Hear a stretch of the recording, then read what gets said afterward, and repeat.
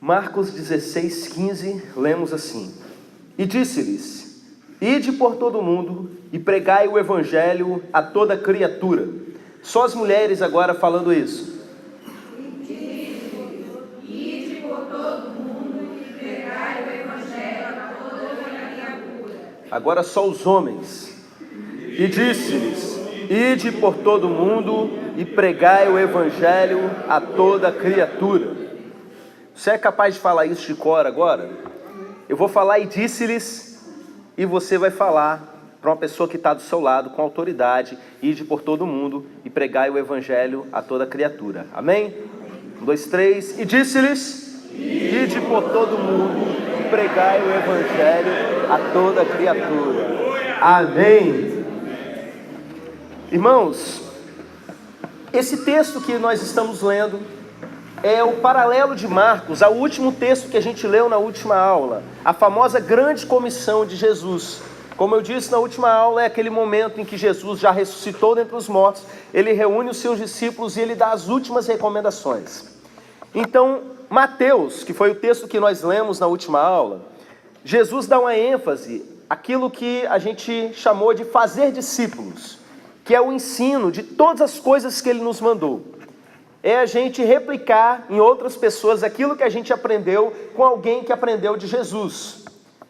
Agora, na versão de Marcos, para aquela mesma situação, eu acredito que Jesus deve ter falado ali muitas coisas, cada um lembrou de um pedaço, registrou aquilo que lhe tocou mais, não é?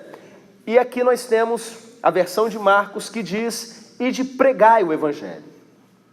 A ênfase nesse momento não está simplesmente no fato de você fazer um discípulo de Jesus no sentido completo, mas a ênfase está aqui tratando da proclamação da palavra, do ato de você pregar aquilo que Jesus chamou durante o seu ministério de boa notícia, evangelho. O reino de Deus chegou, o evangelho sendo o próprio Jesus, o Deus encarnado no nosso meio, a salvação que ele traz às pessoas. E meus irmãos, como eu disse para vocês da outra vez com relação a essa fala, por muito tempo a igreja de Jesus achou que isso era privilégio daqueles discípulos que estavam ali, ou que era uma obrigação, melhor dizendo, simplesmente daqueles 12 que estavam ali reunidos, daqueles 11 na verdade, não é?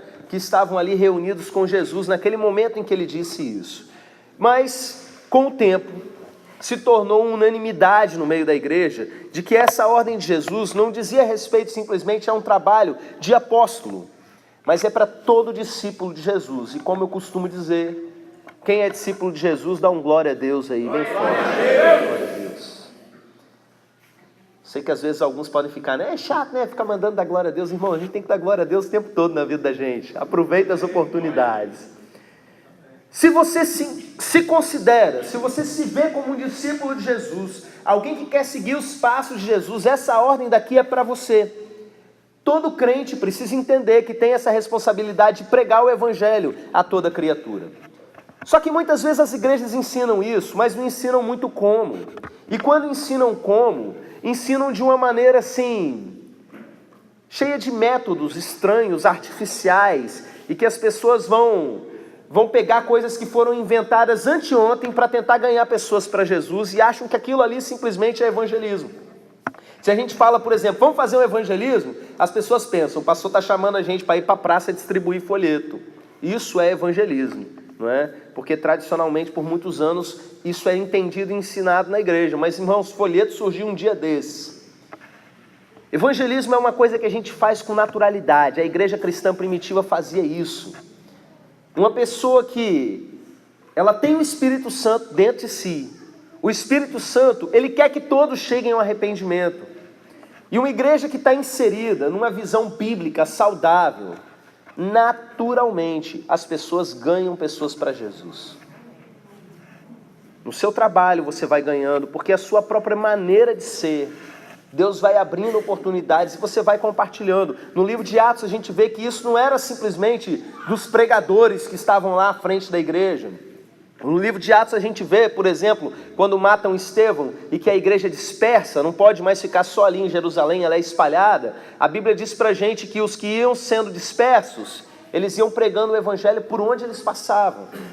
Você chega numa casa, o que você faz? Você fala de Jesus, porque Jesus está em você. Jesus mudou totalmente a sua vida. Você não sabe viver sem falar de Jesus. Isso é algo natural. Eu aprendi isso há muito tempo. Eu li um livro que tratava de um assunto que a gente chama de evangelismo relacional, que é o evangelismo pela amizade, não é? Que é o mais comum ali, a Bíblia. Você vai se relacionando com a pessoa e ali você vai ganhando pessoas para Jesus. Eu aprendi isso, apliquei no meu dia a dia, mas meus irmãos, a coisa mudou na minha vida mesmo, quando a gente começou a colocar em prática algo também que eu já sabia há muito tempo, mas não tinha vivido como igreja. A igreja nas casas. A gente passou aí a aula, se não me engano, retrasada, tratando de várias e várias referências na Bíblia que ensinam que a igreja do Novo Testamento se reunia nas casas. E eu falei para vocês que quem vive só um aspecto da igreja, que é esse da grande congregação, não vive a experiência igreja completa, como por exemplo o uso dos dons do Espírito Santo, de maneira mais completa. E meus irmãos, a questão da evangelização, como é que eu posso falar? A maneira minha de ganhar almas, ela foi revolucionada a partir do momento que, como igreja, eu comecei a viver essa coisa que a gente chama de célula. A gente conseguiu ter um alcance que antes a gente não tinha, simplesmente por voltar a uma prática do Novo Testamento. Eu me lembro uma certa vez que eu estava aqui na porta da igreja conversando com um irmão e ele estava compartilhando um problema comigo, porque ele estava numa célula que o dono da casa era traficante e a mulher ainda não tinha se convertido, de vez em quando um queria matar o outro, a mulher queria se matar, e uma confusão daquela, ele reclamando comigo, eu comecei a rir, feliz. Você sabe por quê? Porque por anos e anos dentro da igreja eu sonhava com um momento que a gente ia conseguir entrar nesse tipo de lugar. E de repente, com o trabalho de célula, a gente está dentro da casa das pessoas. A gente está tendo contato com pessoas que simplesmente não iam em igreja nenhuma, mas na sua casa eles aceitam ir. Vamos lá comer uma bolacha, né? Assar uma carninha, comer uma muqueca. A gente está lá conversando, a gente está lá compartilhando coisas da nossa vida, orando uns pelos outros, e o povo vai, meus irmãos. O povo não só vai, como o povo ouve a proclamação da palavra, e o povo é discipulado. Então, meus irmãos, nós entendemos que a maior estratégia de evangelização que a gente vê na própria Bíblia, ela se relaciona com o trabalho da igreja nas células. Às vezes a gente foca, por exemplo, no trabalho do apóstolo Paulo, que foi um trabalho missionário. Trabalho importantíssimo, meus irmãos, mas se a gente só olha para o trabalho que o apóstolo Paulo fazia, a gente pensa que evangelizar é só aquilo, é você viajar para um lugar distante, para uma cultura distante, e pregar o evangelho e plantar uma igreja ali, e não é isso que a gente vê na Bíblia. A gente vê que os irmãos, os discípulos de uma maneira geral, eles iam vivendo o evangelho e ganhando pessoas para Jesus no seu natural. Eu disse aqui, acho que na primeira aula, a respeito do ciclo missionário, o missionário vai para o campo, o que ele faz? Planta uma igreja, e essa igreja vai ganhar muito mais gente. Já tem uma igreja plantada aqui. A nossa responsabilidade é ganhar muito mais gente e enviar mais missionários. Mas o fato de existir uma igreja num determinado local é suficiente para que a gente ganhe muita gente para Jesus, se a gente usar o modelo bíblico. E eu queria convidar você a abrir a sua Bíblia em Efésios 4,16. Enquanto você vai abrindo, eu vou continuando falando aqui. As maiores igrejas do mundo, hoje, são igrejas que elas descobriram o potencial bíblico do pequeno grupo, do fato da igreja se reunir nas casas. E aí algumas igrejas olharam isso e pensaram, eu quero crescer também, vou fazer do mesmo jeito. E aí quebraram a cara, porque eles cometeram alguns erros que eu quero prevenir os irmãos nessa manhã, para que você não venha cometer na sua célula. Eu conheço pastores que tentaram e se frustraram repetidas vezes, entenderam o conceito, olharam na Bíblia, é isso que eu tenho que fazer, mas na hora de botar em prática deu tudo errado. Porque tentaram implantar modelos que eram para outros lugares nas suas realidades, sem entender algumas coisas que eu quero explicar para vocês hoje. Efésios 4,16 diz assim: do qual o corpo inteiro bem ajustado e ligado pelo auxílio de todas as juntas, sendo a justa operação de cada parte, efetua o seu crescimento para a edificação de si mesmo em amor. Amém? Amém. Nós lemos esse texto na nossa aula número 1. E eu disse que a gente iria retomar esse texto em alguns momentos. Mais para frente a gente vai falar sobre o ajuste de cada parte. Mas eu quero agora falar sobre o corpo de Cristo, no que diz respeito à justa operação de cada parte. Ela efetua o seu crescimento. Esse é um texto que está falando para a gente sobre crescimento de igreja, nos dois sentidos, em qualidade e em quantidade, porque não existe um crescimento em qualidade que não traz novas vidas para Jesus. Amém? Amém? Não existe esse negócio de, nós estamos crescendo muito como igreja, mas só em qualidade. Não, você está enganado. Com um monte de gente perdida ao redor, não está crescendo em qualidade. Está crescendo dentro do próprio umbigo, isso não é crescimento, não é? O texto aqui ele vai falar para a gente que há um crescimento e há uma edificação em amor. As duas coisas caminham junto. E o que eu entendi, meus irmãos, ao longo dos anos, e Deus tem falado muito nos últimos dias, nos últimos meses, desde o início do ano, a respeito desse texto é: a igreja de Jesus ela não precisa de muito firula para crescer. Métodos evangelísticos são importantes, todos eles são válidos, cada um vai servir para a gente alcançar alguém. Mas, meus irmãos, o fato de cada parte fazer o seu papel, cada crente exercitar o seu dom, porque é isso que o contexto desse texto está dizendo, a igreja, ela funcionando, ela cresce.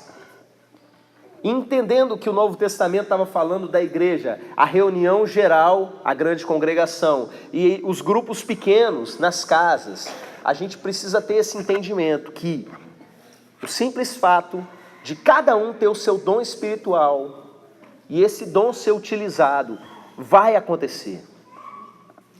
As pessoas vão ser salvas, as pessoas vão ser atraídas, porque o corpo de Jesus está ali funcionando. Eu quero que vocês prestem muita atenção nisso, por quê? Porque a nossa igreja ela já funciona em célula há 5 anos. Graças a Deus por isso. É um ou outro que ainda precisa estudar um pouco mais a Bíblia para entender que isso está correto, que é declaradamente contra. Existem alguns irmãos que não fazem parte desse grupo, que não estão em célula também, mas não é por essa questão. Por exemplo, o irmão Frank, que eu sei que ele gosta da ideia de célula, mas por uma questão de trabalho, das circunstâncias que ele está vivendo. A mesma coisa a irmã Alice e o irmão André, que nesse momento tem dificuldade para estar congregando em uma célula, mas não quer dizer que eles sejam contra, não é? São situações específicas, mas de uma maneira geral, a nossa igreja é uma igreja em célula. Só que tem um detalhe. A gente começou um modelo de célula na nossa igreja, que ele é bom. E que ele é bom no seguinte sentido, para um trabalho pioneiro que a gente começou há 5 anos atrás. E a partir do momento que a gente precisa entender que algumas coisas precisam ser mudadas. É necessário isso. Quer dizer que o que a gente fazia antes era ruim? Não. Cada coisa está relacionada ao seu tempo, à sua época. E por isso eu quero que vocês entendam bastante isso, porque toda mudança é difícil para a gente absorver. A nossa tendência é continuar fazendo as coisas que a gente sempre fez. Amém? A Arca de Noé foi importante? Se não fosse ela, muito provavelmente você não estava aqui. Quanto tempo ela demorou para ser construída? Fala aí para mim. Hein? 120 anos? Quanto tempo ela foi usada? 40 dias? E o que aconteceu com ela depois?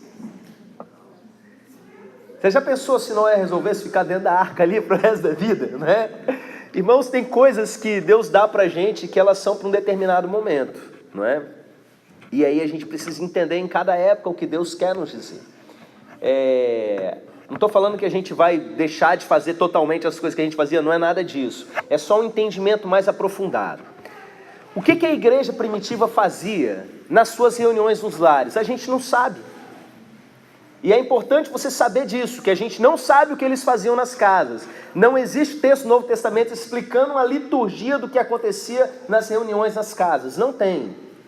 Eu ouvi um irmão uma vez tentando falar mal da nossa igreja, falando assim, A Domus Ecclesia, que eu ensinava a respeito da Domus Ecclesia, que eles chamavam, né? O Império Romano chamava essas igrejas nas casas assim. A Domus Ecclesia não é a célula não é a Domus Ecclesia. É claro que não é. É óbvio.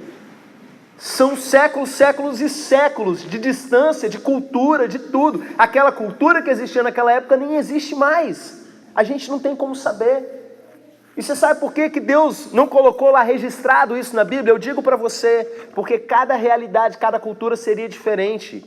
E o que cada realidade, cada cultura precisa fazer é orar, perguntar para Deus e receber de Deus uma direção, uma palavra daquilo que precisa ser feito.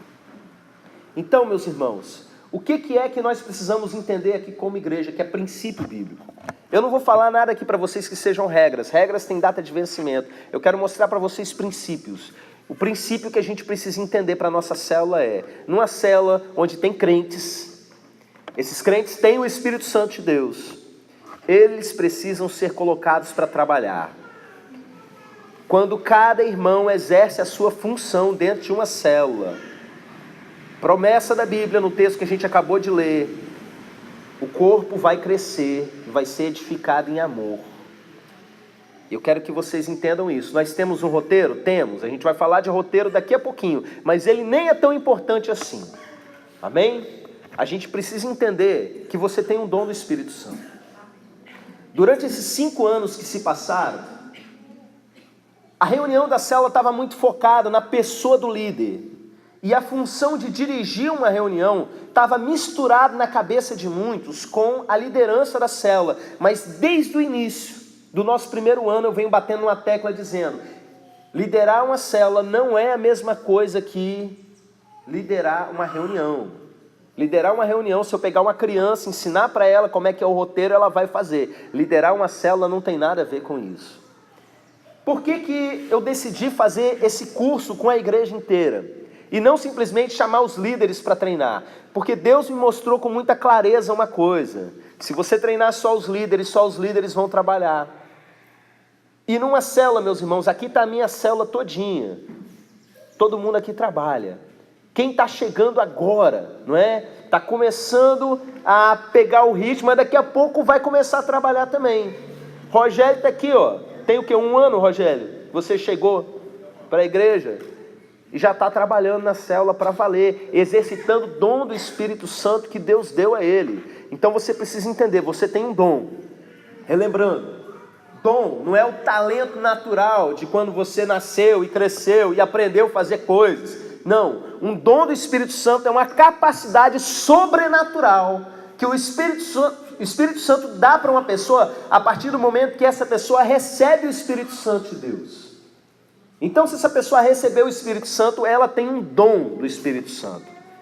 Não tem a ver com as suas capacidades naturais, embora às vezes isso possa coincidir, ok? Mas de uma maneira geral é alguém que, por exemplo, não tinha habilidade para falar em público nem para pregar. A partir do momento que ela recebe o Espírito Santo, ela tem essa capacidade. É uma pessoa que antes botava a mão nos outros, as pessoas não eram curadas. De repente, pelo Espírito Santo, ela tem esse dom, ela vai lá e ora impondo as mãos sobre a vida de uma pessoa, e essa pessoa é curada porque ela recebeu o Espírito Santo de Deus.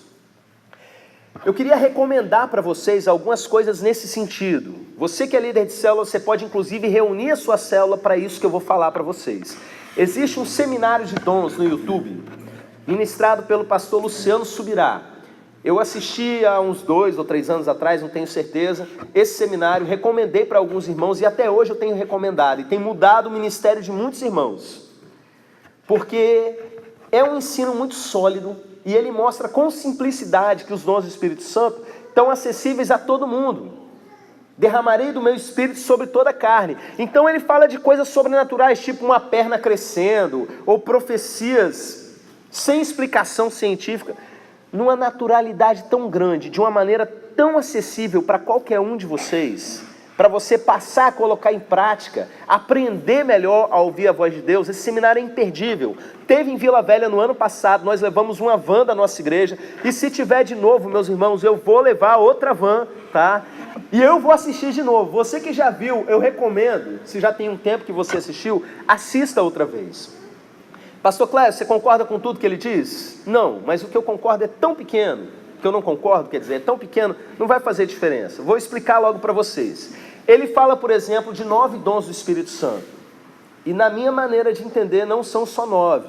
Ele pega um texto e se baseia nesse texto para poder explicar. Existem outros textos que vão dar outras relações de dons do Espírito Santo.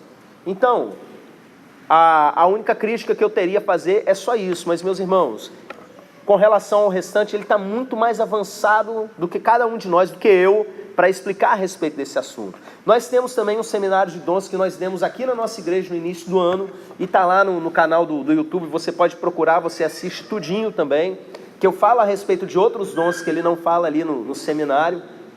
E nós temos inclusive no YouTube um teste de dons que nós aplicamos aqui na nossa igreja. É importante que o líder de célula ele saiba quais são os dons espirituais dos seus liderados. Eu cheguei a cogitar a possibilidade de a gente refazer o teste de dons nesse nosso curso aqui do domingo de manhã. Mas eu entendi que não era esse o caminho. É importante aquele teste para você se conhecer, não é? Para o líder também. Mas de uma maneira geral, Deus está dando dons novos para pessoas que antes não tinham aquele dom. O que o líder precisa aprender a fazer é botar as pessoas para trabalharem.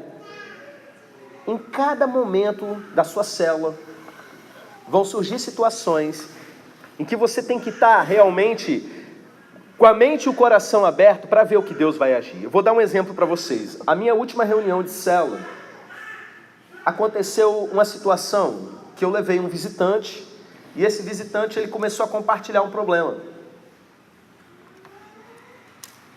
Meus irmãos, Deus começou a agir de uma forma. Começou o Dutra a falar umas coisas, eu nunca vi o Dutra dar tanta cacetada nos outros como ele deu, pelo Espírito Santo. Ô meu irmão, como é que você fala uma coisa dessa? Isso e aquilo outro. Eu estou só rindo, vocês perceberam que eu fiquei quietinho?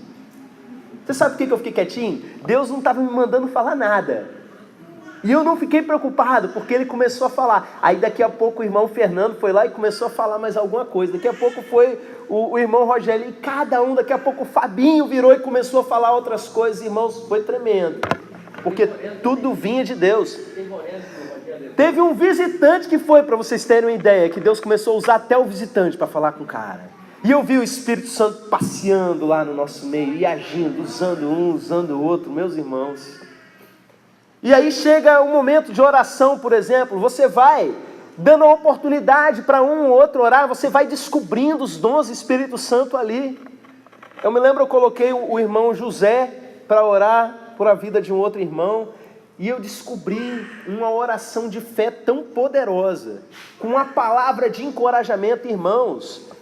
Ele começou a ser usado por Deus de maneira tão tremenda, que ele começou a falar coisas sobre a vida da pessoa, que o sujeito não tinha falado a respeito, ele estava ministrando em cima daquilo. Você vê o irmão José quietinho ali na igreja, se ele vem só na reunião grande, esse dom que o Espírito Santo deu para ele ia ser usado quando, meus irmãos? Numa reunião de 200 pessoas, 300 pessoas? Agora na célula, diga, irmão. Sim, e a gente nem sabia disso, né? E uma coisa justamente que o Espírito Santo já tinha dado para ele. Então, numa célula, a gente precisa ter esse entendimento de que o Espírito Santo, ele está ali, nós somos um corpo, cada parte do corpo tem a sua função. E no momento que cada um cumpre a sua parte, vai acontecer. Vai ter uma grande edificação em amor entre os irmãos. E a célula ela vai crescer naturalmente, sem a gente precisar criar um torneio de futebol de célula. Como eu disse, todos os métodos são importantes, mas eu te digo, a gente não precisa de muita firula. Não quero dizer que a gente nunca vai fazer coisa desse tipo, né?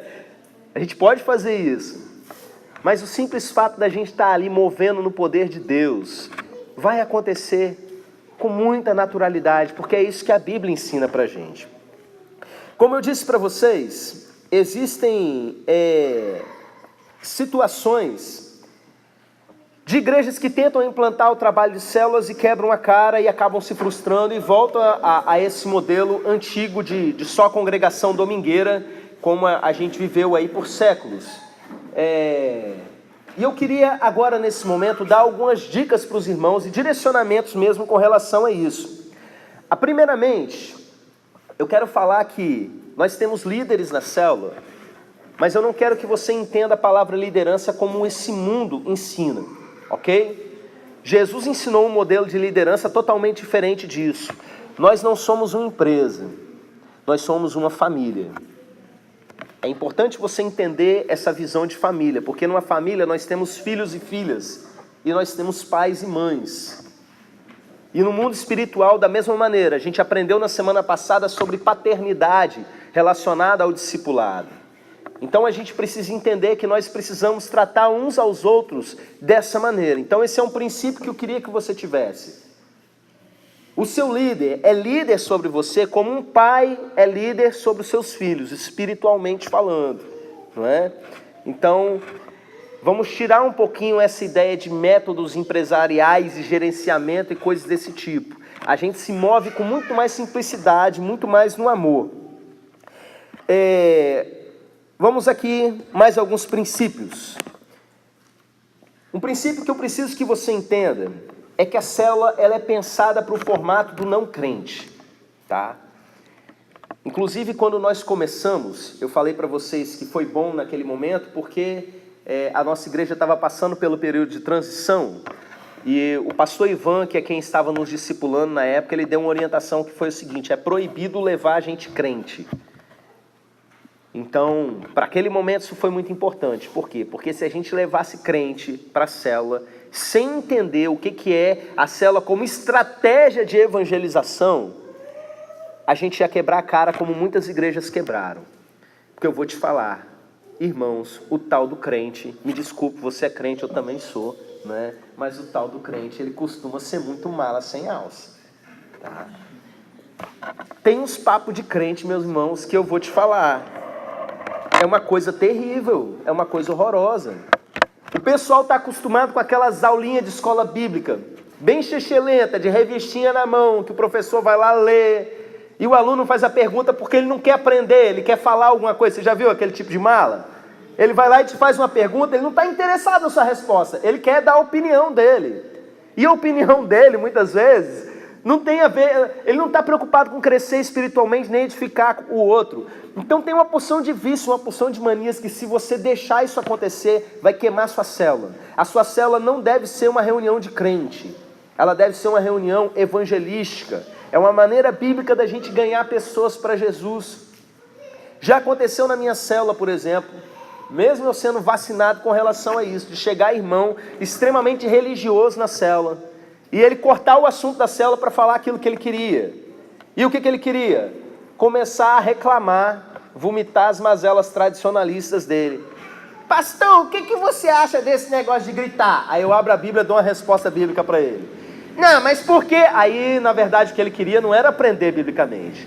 Ele queria reclamar de igreja que ele foi, que o povo estava gritando. De certa forma, para falar mal da gente, em reuniões que a gente começa a adorar gritando e coisas desse tipo, né? E crente, meus irmãos, é danado para fazer isso. Aí eu te pergunto, e o visitante lá no meio, boiando nesse assunto? Ele chegou lá com um problema na família, ele chegou lá passando mal, deixou o filho doente em casa, precisa de uma palavra de apoio, precisa de oração. E aí, de repente, o irmão vira para mim no meio da reunião. Isso é história real, tá? Não é baseado em fatos reais, não. É desse jeitinho que eu vou contar para vocês. Mas, pastor, o que você acha da predestinação? O que a gente faz numa hora dessas, meus irmãos? Irmão, no final da reunião eu sento com você e te explico.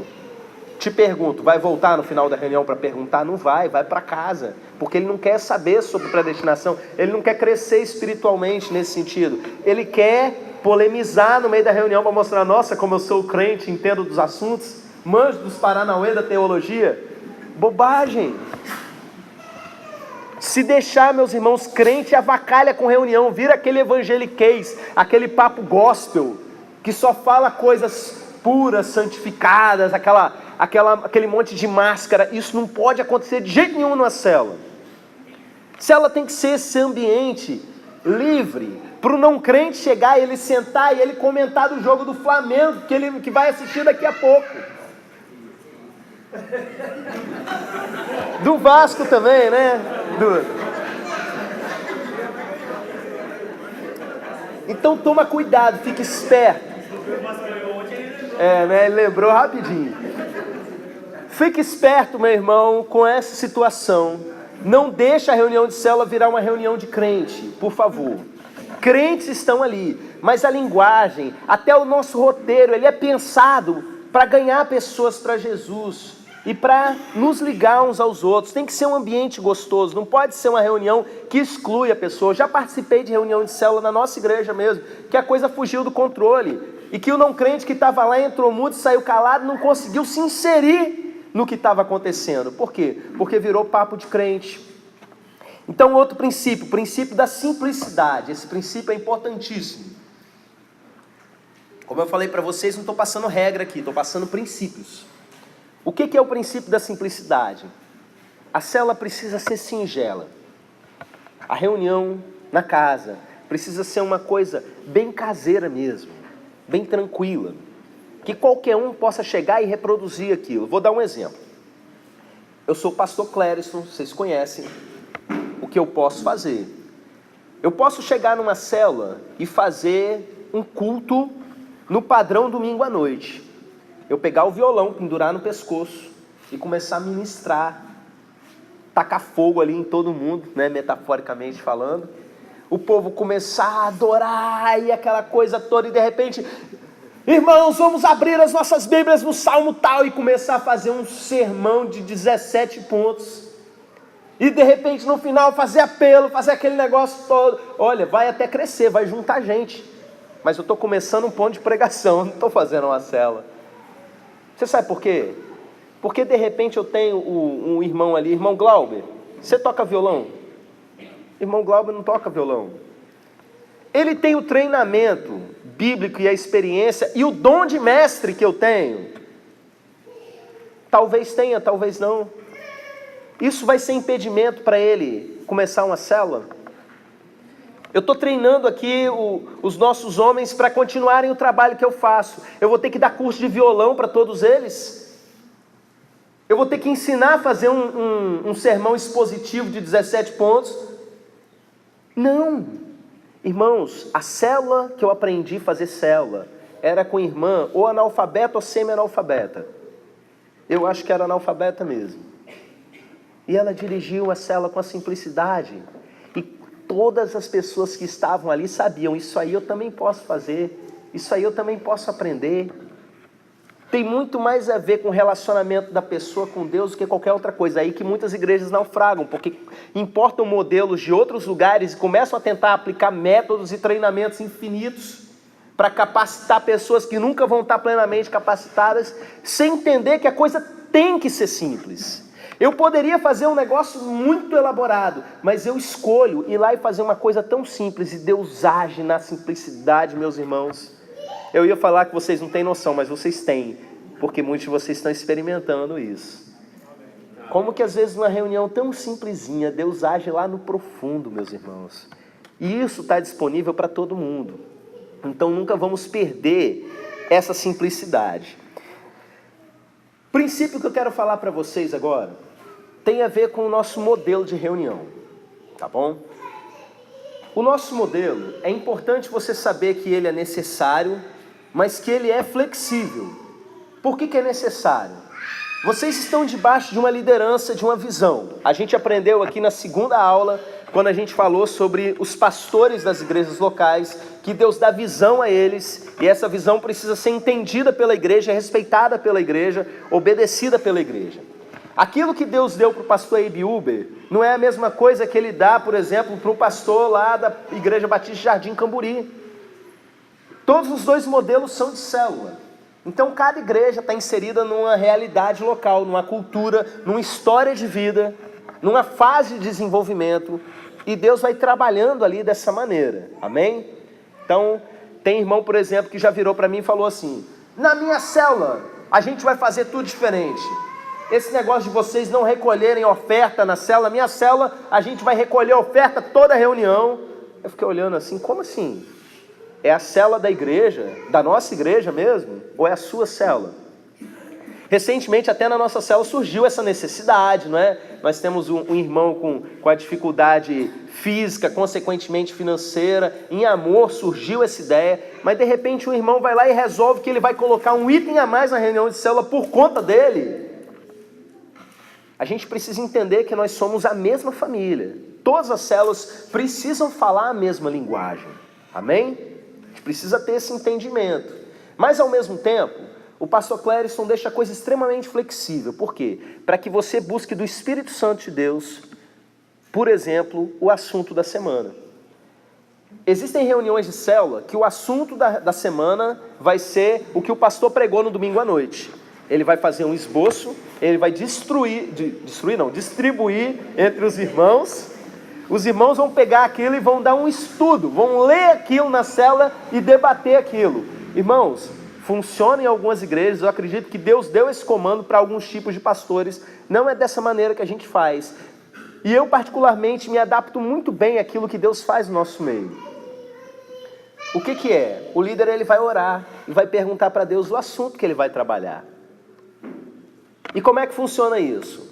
Se o líder ele ora todo dia pela célula, ele se prepara todo dia, o assunto ele vai vir. Ainda que venha em cima da hora, porque às vezes Deus faz isso com a gente. Mas vai acontecer. O assunto ele vai vir com naturalidade. Se você não ora, se você não se prepara, o assunto não vai vir. Tá? Isso é fato.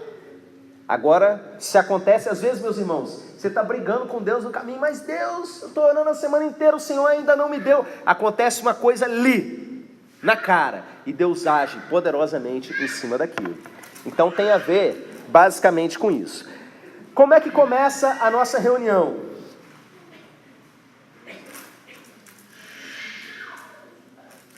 Vou chamar aqui de oração de adoração, presta atenção nisso. Isso é um ensino que a gente não tinha antes, tá bom? A gente sempre começou com oração, mas eu queria que você entendesse que a primeira parte é uma oração de adoração, a partir de agora. O que isso significa? A primeira pessoa que for orar na célula, que o líder pode escolher até com uma semana de antecedência, essa pessoa ela vai fazer uma oração que ela não pode ser ritualística. O que é uma oração ritualística? Vamos orar para começar a nossa reunião. Soberano Deus e amantíssimo Pai, estamos aqui nessa noite. A pessoa vai lá e faz aquela oração porque ela sabe o que ela tem que fazer. É diferente de uma oração que o coração começa a queimar. Vocês viram no início do culto. Do nada, o irmão Samuel vira: irmão Glauber, levanta a voz aí e faz uma oração. O irmão Glauber começa a orar e a gente começa a ver que a igreja começou a se incendiar. Por quê? Uma oração realmente apaixonada por Deus. Uma oração de adoração que atrai a presença de Deus, que de repente o coração de todo mundo começa a queimar como os discípulos lá no caminho de Emaús, de sentir que Deus está ali junto com eles. Irmãos, isso precisa acontecer no início da célula. Essa oração precisa ser preparada. O coração da pessoa que vai fazer essa oração precisa ser preparado ao longo da semana, para quando você chegar ali, levantar a sua voz, não é? A glória de Deus entrar naquela casa e abençoar aquela casa onde as pessoas estão reunidas. Amém? Então entenda isso. Adore realmente com paixão nesse início de reunião. Vamos lá. Começou para valer a reunião. Nós temos uma coisa no nosso modelo de célula que eu acho muito útil, e eu vou explicar para vocês por quê, que é o quebra-gelo. Por que o quebra-gelo ele é útil? O próprio nome já diz, ele serve para quebrar aquela situação meio desconfortável ali do início, mas eu te digo que ele não é só quebra-gelo. Aquele momento de apresentação, ele não é só quebra-gelo. Ele ajuda você a conhecer o outro e ele ajuda a introduzir o tema que você vai conversar na célula. Irmãos, às vezes eu corto todo o restante da célula, fico só no quebra-gelo, por alguma direção do Espírito Santo, de tão importante que é esse momento. A partir daquilo a gente traz uma palavra, a gente traz uma ministração. E como é que funciona para aqueles que ainda não sabem, até porque pessoas vão assistir o vídeo depois como treinamento para poder plantar células, né? O quebra-gelo, a pessoa ela vai falar o nome dela e ela vai falar alguma outra coisa que quem estiver dirigindo esse momento, né, vai dizer. Por exemplo, você vai falar o seu nome e vai falar uma coisa que você queria comer, mas nunca comeu na vida. Aí a pessoa fala, a outra fala, assim você conhece todo mundo, não é? E ao mesmo tempo, você não conhece só o nome da pessoa, mas você conhece algo a respeito dessa pessoa. E depois, quando você for trazer lá um versículo, uma reflexão, você vai puxar alguma coisa a respeito disso. Algo que me veio na cabeça agora, Jesus falando: uma comida tenho que vocês não têm, a minha comida é fazer a vontade do meu Pai. E em cima disso você puxa uma reflexão, pronto. Aproveita ganchos do que foi dito nesse momento de quebra-gelo e usa, ok? Então, algumas dicas a respeito de quebra-gelo para funcionar legal. Existem quebra-gelos que eles são curtos, existem quebra-gelos que são rápidos. Recentemente eu fiz um quebra-gelo muito rápido na minha célula. Por quê? Porque a ênfase da reunião ia estar depois, ia estar na oração, ia estar principalmente na dinâmica. Então eu não podia perder muito tempo no quebra-gelo. Como é que eu faço para ele ser rápido, ele ser curto? Eu dou o tom que tiver que dar. Se o líder da célula começar o quebra-gelo, vai acontecer do jeito que ele falar. Se eu parar e começar a falar muita coisa, todo mundo vai falar muita coisa. Se eu entregar algo íntimo meu, todo mundo vai entregar algo íntimo. Se eu entregar algo extremamente divertido, todo mundo vai entregar algo extremamente divertido. Se eu entregar algo triste, todo mundo vai entregar algo triste. Nesse dia eu precisava de algo curto. Aí eu virei e falei assim: você vai falar o seu nome e vai falar de uma pessoa que foi autoridade na sua vida. Eu não pedi para contar a história, eu falei uma pessoa. Então eu falei: meu nome é Clériston e uma pessoa que foi e é autoridade na minha vida é o meu pai. E aí todo mundo foi falando. E olha o detalhe, a maioria deles falou: o meu pai. E aí eu puxei, como é uma célula cheia de chefe de família, né? A nossa conversa foi justamente sobre a autoridade dentro de casa. Como é que todos vocês lembraram? Não lembraram do policial, não lembraram do professor da escola, lembraram do pai. Mas por que eles lembraram do pai? Porque eu puxei isso. Eu comecei falando isso. Existem momentos que são extremamente engraçados. A gente fez uma vez lá na nossa célula o seguinte: eu virei e falei: você vai contar 2 causos. Um é verdade, outro é mentira. E a gente vai ter que descobrir qual é a verdade e qual é a mentira. Irmãos, pensa numa célula que não queria acabar, que a gente se acabava de rir. Aqueles causos lá da roça, sabe? Que você fala: não, isso é lorota, isso é história de pescador. E de repente, não, isso é verdade, isso aconteceu, né? Aí o outro vai e conta, né, a história lá do caboquinho que estava lá. Não, pessoal, não, isso deve ser verdade. Não, isso é mentira. E era mentira mesmo. Mas em cima disso a gente trouxe uma palavra e Deus agiu em cima da questão da mentira. Aí recentemente na nossa célula, conte uma situação em que você se sentiu frustrado com uma pessoa, alguém decepcionou você.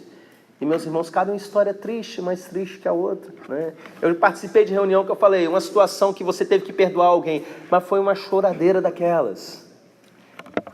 O quebra-gelo ele é importante nisso, porque você começa a conhecer o outro. Você encontra com as pessoas aqui, na reunião de domingo, você dá um abraço dela quando dá. Tem gente aqui que você nem sabe o nome. Meus irmãos, de repente a pessoa está lá do seu lado e começa a contar: quando eu tinha tantos anos, o meu pai fez isso, isso, isso, e eu nunca contei isso para ninguém.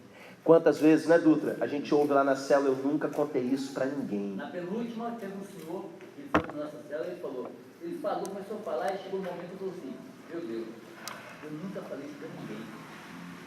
Falou isso na nossa última célula: eu nunca falei isso para ninguém. Várias vezes acontece isso. E teve um, inclusive, depois que falou, né? Como os irmãos sabem que eu contei para vocês aqui numa outra reunião, também nunca tinha contado isso para ninguém. Como é que isso começa?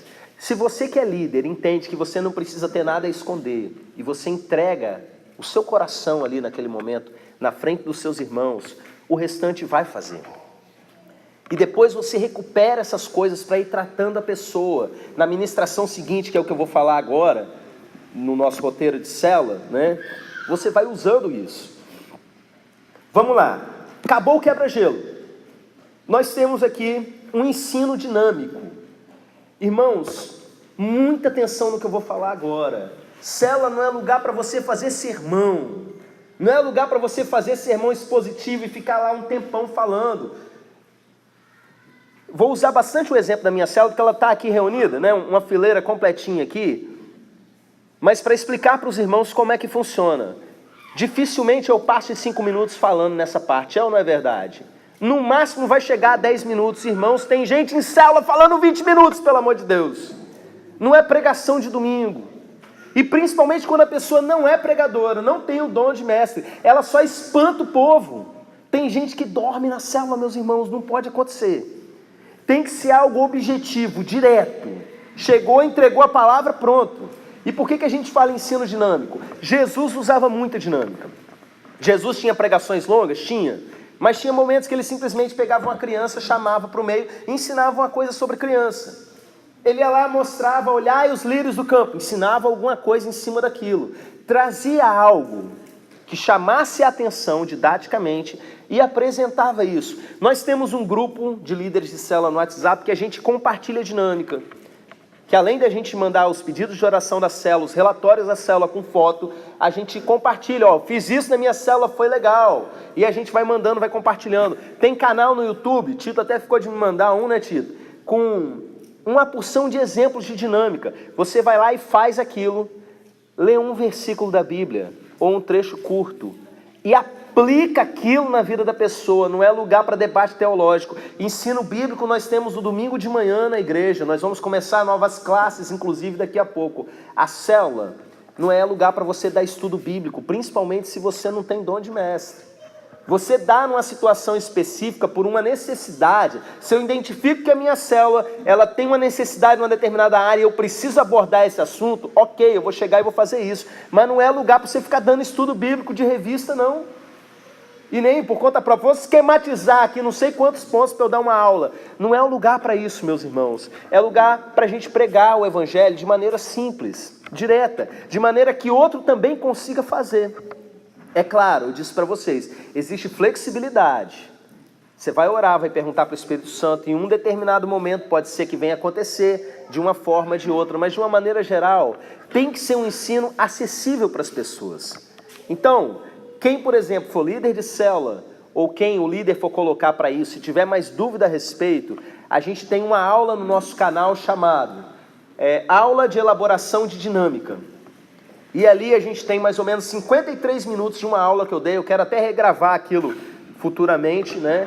Ensinando como você, a partir de um assunto que você precisa trabalhar, você ensinar isso de maneira dinâmica, ok? Outra parte, oração de poder. O que é isso? Chega no final da célula, as pessoas vão pedir uma oração. Irmãos, essa parte ela é fundamental, por quê? Porque a gente mostra que a nossa vida com Deus não é só blá blá blá. Coisas sobrenaturais acontecem. Como é que isso acontece? Tem célula que coloca uma cadeira no meio, coloca a pessoa que a gente vai orar a respeito para sentar na cadeira, chamam de cadeira da bênção, estende a mão. Eu particularmente não faço desse jeito, mas também não tenho nada contra. Quem quiser fazer, continuar fazendo, pode fazer. Lá na nossa célula a gente faz o seguinte, alguém fez um pedido de oração, eu escolho um crente para orar por ele. Alguém fez outro? Às vezes eu mesmo vou lá e oro. Dependendo do dom espiritual que cada um tem, às vezes eu vou fazendo isso. E muitas vezes a gente vai fazendo para descobrir mesmo. Vai vendo como é que cada um vai saindo e a gente vai vendo como é que Deus trabalha. Surge ali palavra de encorajamento, que é o dom de exortação. Surge ali, por exemplo, profecia em momentos como esse na célula, quando alguém faz um pedido de oração. É um desses momentos de você ir colocando as pessoas para trabalhar. Na verdade, o principal momento é esse daí. Então, recentemente a gente teve um irmão na nossa célula que estava com um problema sério na vista, não estava enxergando, tinha feito uma cirurgia por conta de um deslocamento de retina. E aí ele pediu que eu colocasse a mão sobre o olho dele e orasse. Aí eu fui lá e fiz isso. Acabou a oração que eu fiz. Espera aí que eu vou tapar o olho bom agora. O que você está vendo? Eu estou vendo a sua boca mexer. E saiu glorificando a Deus. Milagre, meus irmãos, ali, na nossa cara. Em momento como esse, quantas e quantas vezes a pessoa chega, eu preciso de um emprego, eu estou desempregado há tanto tempo. A gente faz uma oração, na semana seguinte a pessoa já está com a gratidão lá, dizendo que recebeu o emprego. Esse é o momento da gente demonstrar que o poder de Deus está com a gente. Aqueles que estão querendo casar, né, Duda? Tá resolvendo aí. Essa semana, por exemplo, na célula teve um que ele estava tentando engravidar lá com a mulher há um tempão. E chegou e deu um testemunho do que Deus fez, de resposta de oração. E falou, e eu quero orar agora pela sua vida, para que isso aconteça com você também. Aí o outro irmão levantou, pera aí, que esse assunto me interessa, né? Eu também quero.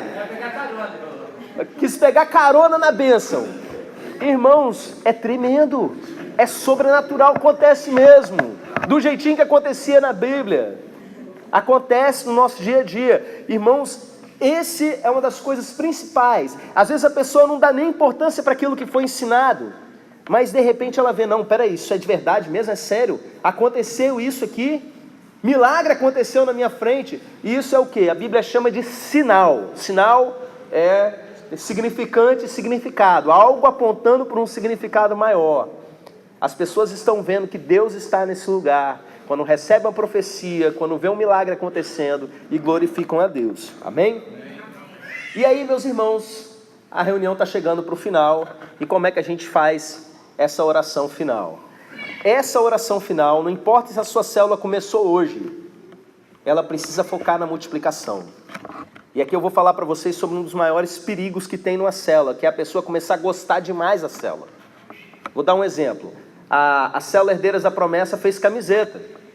E na hora que for multiplicar, é legal elas fazerem camiseta, identificação bacana, elas estão andando bem juntas, importantíssimo. Mas na hora que for multiplicar, tem que tomar muito cuidado, porque um grupo, às vezes, nessas situações, costuma fazer o seguinte: eu não quero sair dessa célula aqui, é tão legal. Aí quando multiplica, não quer multiplicar direito, quer de vez em quando juntar todo mundo. Vamos lá, juntar lá na nossa célula e fazer. Não, você tem que entender que isso é uma estratégia evangelística, não é a sua panelinha. Se vira! Agora você precisa fazer esse grupo ser tão bom como aquele outro. É igual o filho que casa. O filho que casa, você não quer ele de volta na sua casa. Você quer ele criando uma família, ele tendo os filhos dele. E daqui a pouco os filhos dele tendo os filhos dele, não é? A gente vai continuar junto como igreja, claro. Vamos fazer um churrascão, vamos juntar todo mundo, beleza, não é? Mas a partir de agora, no momento que a célula multiplicou, segue o rumo cada uma. Precisa entender que essa emancipação ela tem que acontecer.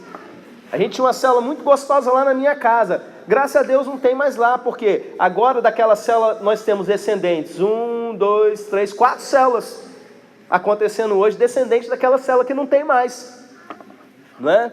Então, a gente encerra a reunião de célula focando na multiplicação. Senhor, que essa célula multiplique, todo mundo, amém. Às vezes, nesse momento, a gente cita nome de pessoas que a gente quer levar para a célula. Senhor, que na próxima reunião a gente leve. Aí eu aperto a mão do irmão que está do lado, ele fala, o João. Aí o irmão daqui aperta a mão, o Manuel. Aí o outro aperta a mão de lá. Aí o daqui, não lembro o nome de ninguém, aperta a mão do próximo. O Francisco, Senhor, que eu consiga trazer ele na próxima reunião. Aí todo mundo, amém. E a gente vai desse jeito, encerrou a reunião já focando na multiplicação, beleza. E aí como é que a gente encerra a reunião? Alguém lembra? Comida, né? Vou encerrar a nossa aula falando a respeito disso, tá?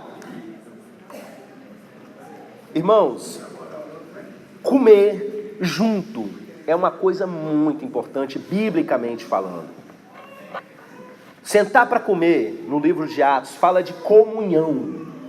Fala de você compartilhar coisas que você não compartilha com qualquer pessoa.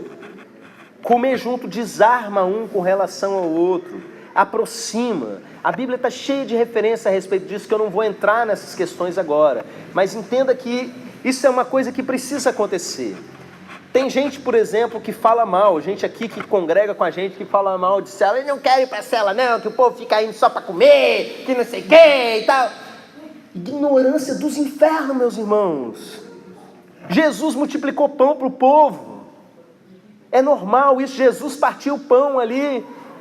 Quando ele ressuscitou, ele assou peixinho para comer com os seus discípulos. Ele fala, eis que estou à porta e bato, se alguém abrir a porta, entrarei com ele e com ele cearei, e ele comigo. É sentar para comer junto, é comunhão. Eu sempre me lembro quando eu falo desse assunto, numa situação que eu estava num evento da denominação, e um cara começou a me perseguir demais, e brigou e me fez acusações contra mim aí o dia inteiro, e chegou na hora da refeição, ele era de uma igreja lá do Nordeste, e eu daqui do Sudeste, né? Aí eu vi a mesa que ele estava lá comendo com o pessoal dele, eu fiz meu prato, sentei do lado dele, botei o prato, comecei... Aquela raiva, sabe, que o negócio não queria nem descer direito. Aí eu bebia, comia mais. Irmão, duro, né, você chamar um cara desse de irmão, tava aprontando comigo, feio descaradamente. Irmão, por que você tava agindo desse jeito aí comigo? Aí ele também. Você pensa que me engana, rapaz? Você é muito inteligente, mas eu também sou. Eu sei o que você está querendo fazer. Você está querendo acabar com tudo, rapaz. Ele não me conhecia, ele entendeu tudo errado, né? Mas o que eu fiz? Eu comecei a comer junto com ele. Um esforço o quê? Para tentar me aproximar. Como é gostoso esses momentos de comunhão. A gente só precisa tomar cuidado, por quê? Para não sobrecarregar pessoas. Às vezes você tem um anfitrião na sua casa, na célula, que ele tem condição de dar um lanche toda a reunião, mas meus irmãos, principalmente no estado que a gente se encontra, economicamente falando, no nosso país, hoje isso é difícil. Alguém que possa bancar um lanche todas as vezes. Então o que a gente faz? Lanchinho compartilhado. E se acontecer de ter pouquinho, não tem problema não, meus irmãos, é mais simbólico do que tudo. A gente não está indo lá para jantar, embora às vezes a gente faça isso. Pelo menos um chazinho, né, Duda? Cata um matinho lá na casa do irmão e tal, faz alguma coisa, entendeu? Às vezes o irmão passa na padaria, compra uns biscoitos, leva lá. Se for paulista, compra umas bolachas, né? E ali a gente tem aquele momento gostoso, especial, entendeu? Pastor, e se acontecer de não ter nada? Não tem problema não, meus irmãos. Uma vez ou outra também, não vai morrer por causa disso. E para fechar, entenda que qualquer uma dessas partes, isso tudo é flexível. Tem momento que a minha célula não tem dinâmica. Eu pergunto para Deus, Senhor, qual é a dinâmica? Não tem. Aí eu chego lá, o quebra-gelo demora tanto e é tão profundo que em cima dele eu leio o texto e já explico.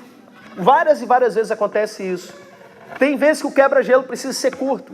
Agora, a oração de início é uma coisa que você vai fazer sempre, e orar uns pelos outros, meus irmãos, é uma coisa que você vai fazer sempre. A minha última reunião de célula, tinha uma pessoa sofrendo tanto, e já tinha recebido tantas palavras dos irmãos, que até o texto que eu tinha separado, eu não li. Vamos só orar. E a gente fez aquela reunião de oração mesmo gostosa, e encerrou ali a célula. Amém, meus irmãos? Amém. Isso tudo tem que durar 1 hora. Vixe. O objetivo é evangelístico. É um desafio pra gente. O homem fala muito, tá? Principalmente quando as mulheres não estão perto. A gente fala com força. Mas olha, isso precisa...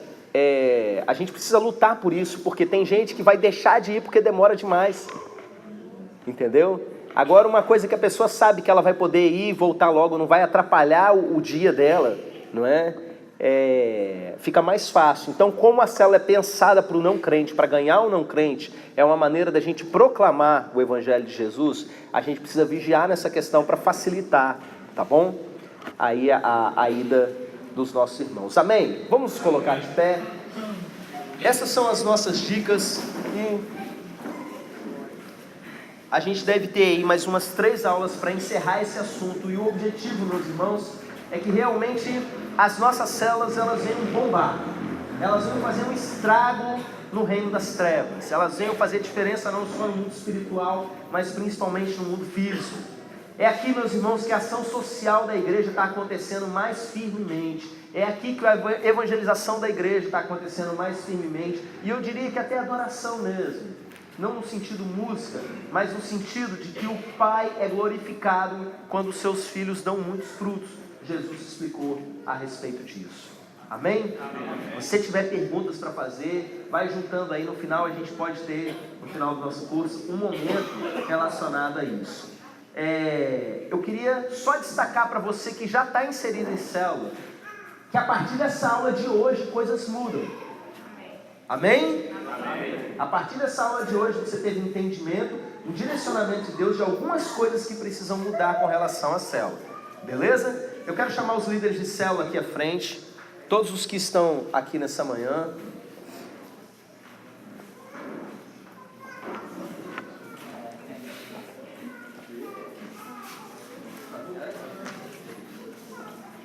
Tem gente que está lá atrás, auxiliando na cantina.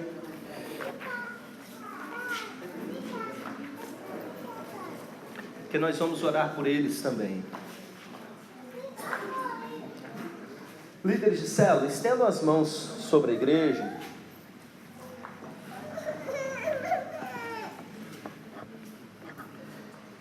Vocês entenderam, né? Que não é para vocês simplesmente trabalharem.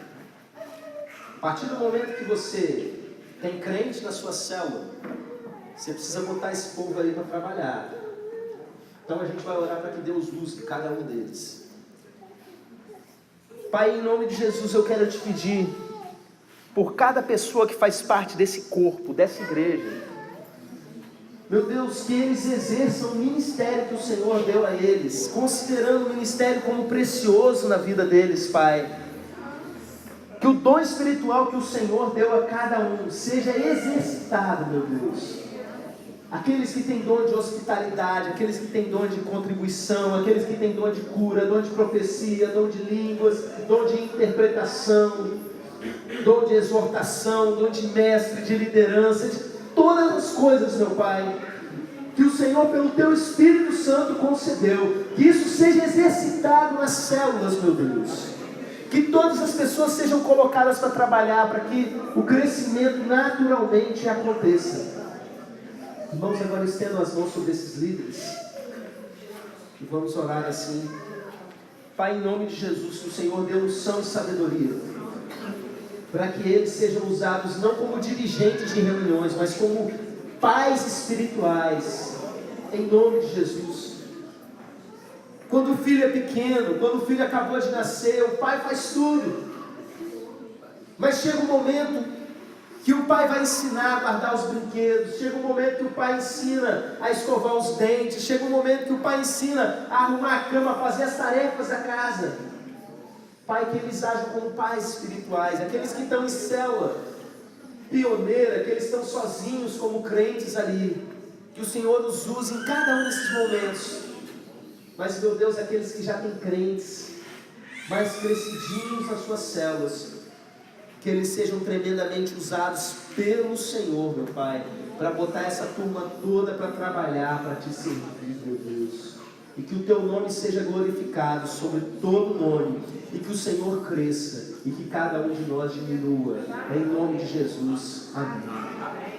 Você que crê que Deus vai fazer uma revolução nesse Nova Almeida, aplauda o Senhor, bem forte. Pode se sentar.